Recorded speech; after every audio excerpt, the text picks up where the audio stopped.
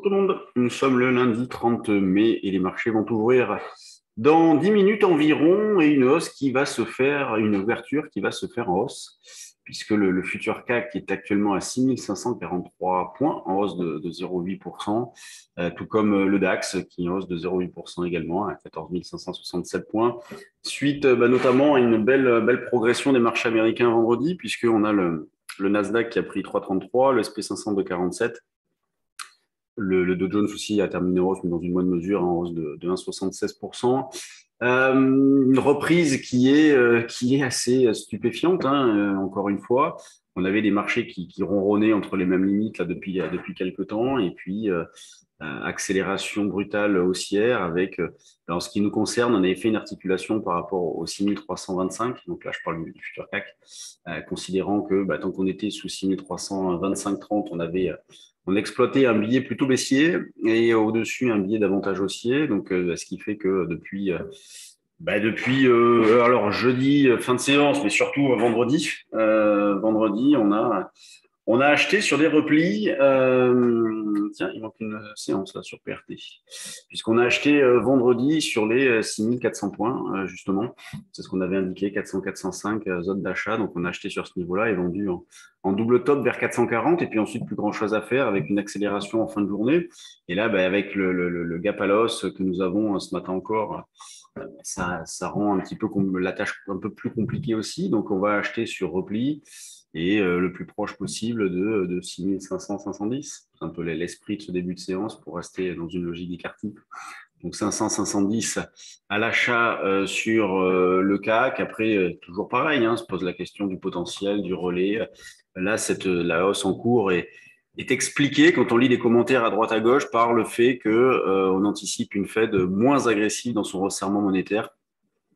Il en serait de même pour la BCE. Donc, il faut toujours faire très attention à ce genre de commentaires, un petit peu argumentaires à tiroir. Donc, on part toujours du principe que, et ça a été parfaitement validé, ces marchés-là, dans leur construction, ne sont pas vulnérables, malgré les nombreux points de crispation. Il n'y a pas eu de relais à la baisse et nous, on envisageait 6050 comme point bas, ça a été atteint, ça a été parfait. Là, on ne s'attend pas non plus à ce que soudainement, on rentre dans un marché directionnel en tendance haussière. On part toujours du principe que les marchés devraient rester lourds. Donc, c'est ça qui rend la tâche compliquée actuellement. C'est que il faut être un peu contrarien tout le temps.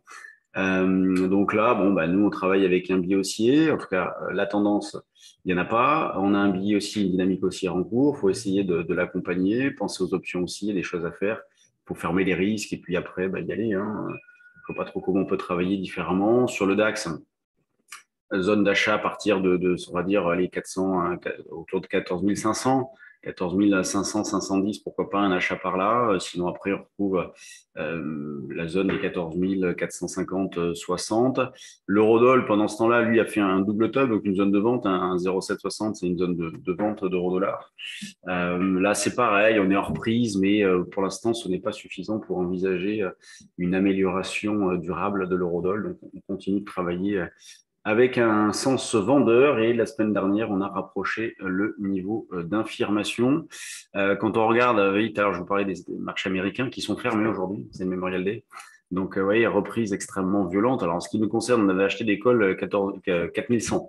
Donc, ça, c'est la belle affaire. Hein. On les avait achetés ici, dans la zone de stabilisation. On les avait payés autour de 30. Bon, je vous laisse regarder ce qu'ils valent maintenant. Donc, il faut continuer de travailler comme ça, ce qui fait que maintenant, on peut soit les alléger, en sortir, vendre du futur en face. Il y a pas mal de choses à faire, mais c'est vrai que là, vu la culbute, il faut bouger dessus. En ce qui concerne les actions, ce matin, il n'y a pas grand-chose. Très peu de news. Donc, nous, on a proposé quelques achats de valeur la semaine dernière, le luxe notamment, plus d'autres. Donc, voilà, on y va ponctuellement. C'est pas non plus. Il y a un niveau d'opportunité fort. Ça, il faut en avoir conscience. Que ce soit sur les indices ou les actions. Il faut faire très attention. Très peu de visibilité, mais des marchés qui ont envie d'y croire. Croire encore, c'est pas trop, mais en tout cas avec une dynamique en cours qui est haussière. Voilà ce que j'avais à vous dire. Courant juin, je sais plus, j'ai plus la date exacte en tête, mais suivez sur les réseaux, on va mettre ça en place tous les trimestres, faire un petit point avec vous en direct le soir, en alternance, Jean-Louis et moi, parlons bourse avec Perceval, sur des stratégies à mettre en place, sur de l'analyse de différents indices, différentes actions. Donc, ça sera sur notre chaîne YouTube. Donc, pas d'inscription, hein, c'est en direct, je ne sais plus, au mois de juin, le 9 me semble-t-il, mais je ne suis pas sûr. Regardez sur Twitter, notamment sur notre site internet. Donc, on vous invite à participer et on mettra en place ce genre de rendez-vous une fois par trimestre. Allez, je vous laisse. Si vous avez des questions de l'intérêt, n'hésitez pas, on reste à votre disposition et je vous dis à mercredi, parce que demain je fais BFM à 8h30. Donc, je vous dis à mercredi pour un nouveau plan bourse. Bye bye.